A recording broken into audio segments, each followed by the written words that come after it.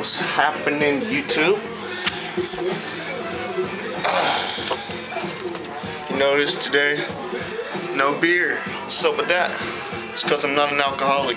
I just like to have a beer every now and then, alright? So anyway, some exciting news came out today. Georges St-Pierre is injured once again, and he's out of the fight against Nick Diaz. So, 2 fights in a row that George has been injured in, but this injury does seem a little more serious than this last one. Alright, so apparently he blew out his ACL. He'll be out for about 10 months. So we likely won't see him fighting till either next December, somewhere around there. And we have Carlos Condit stepping in for GSP. So now we're left with an even better fight than what we started out with, which is pretty darn cool.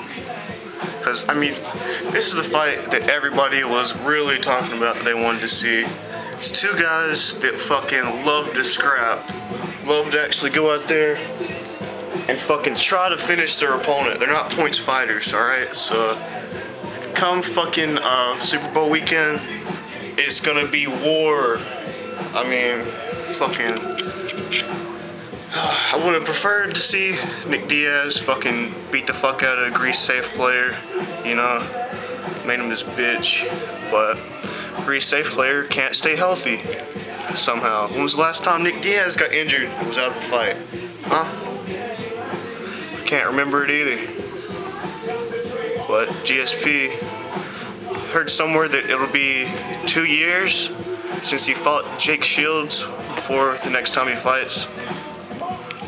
So, honestly, Cesar Gracie said that he thinks Georges St-Pierre should be stripped of the title.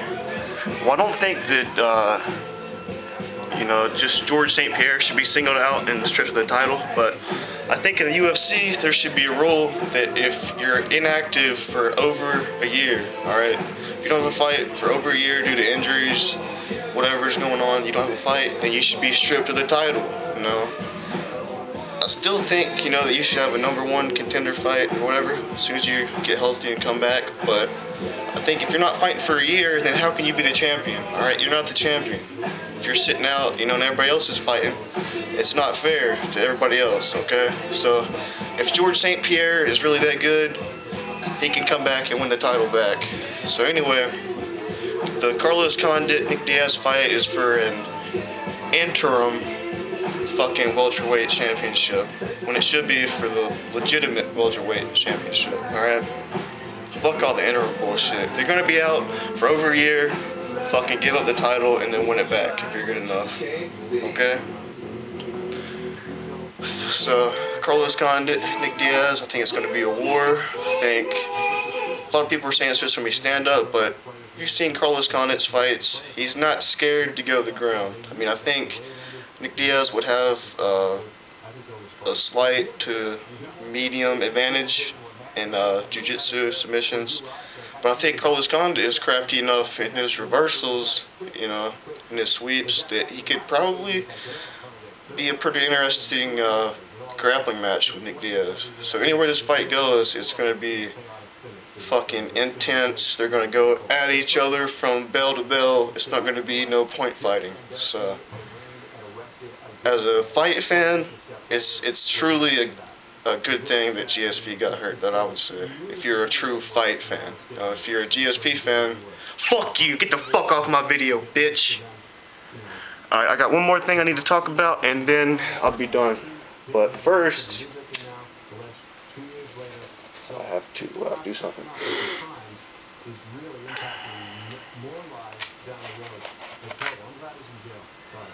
I mean, you're right. The incident we talked about was 2002. One of the victims comes forward and said that the alleged incident involving this victim happened in 2004. Nobody did the right thing. Nobody stepped forward. Nobody put an end to this. And then who knows how many others had to deal with this sort of thing.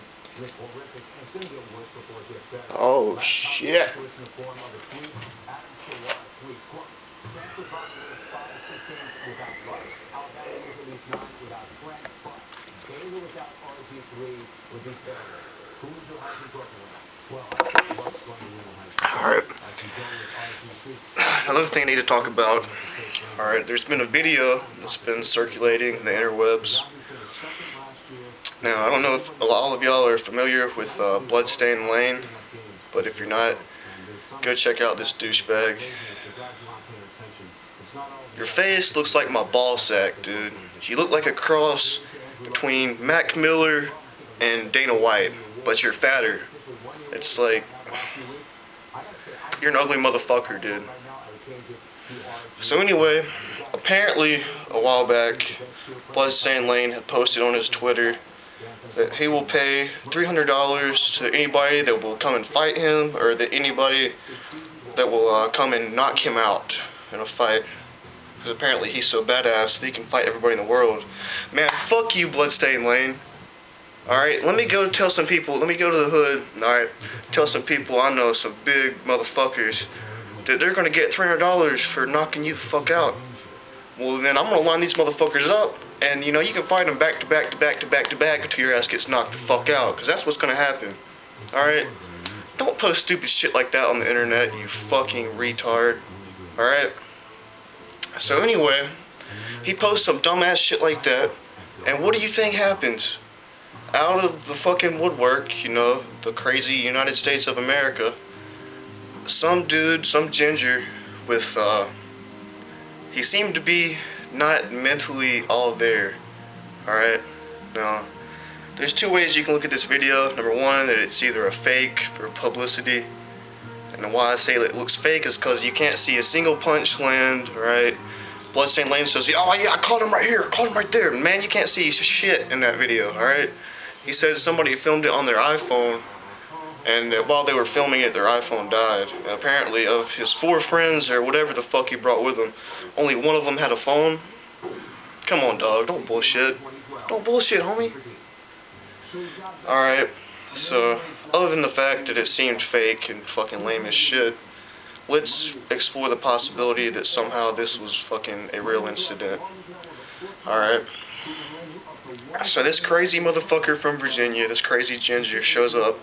He's talking shit, you know, hitting him up on Twitter. Come on, dog, let's fucking scrap, dog. Let's get it, man. Come on, I'm gonna knock you the fuck out. Come on, let's get it. Alright, so as soon as this dude gets on fucking camera and you see this dude talk, you can tell that there's something wrong with him in the head, alright? He's talking about Tweety Bird, because I guess he somehow related Twitter to Tweety Bird. He was calling himself Sylvester. And you could tell that he had thought about this for a long time. Like, it's probably from his car ride from Virginia to wherever the fuck Bloodstain Lane is at. I don't know where the fuck that pussy's at. Fuck that pussy.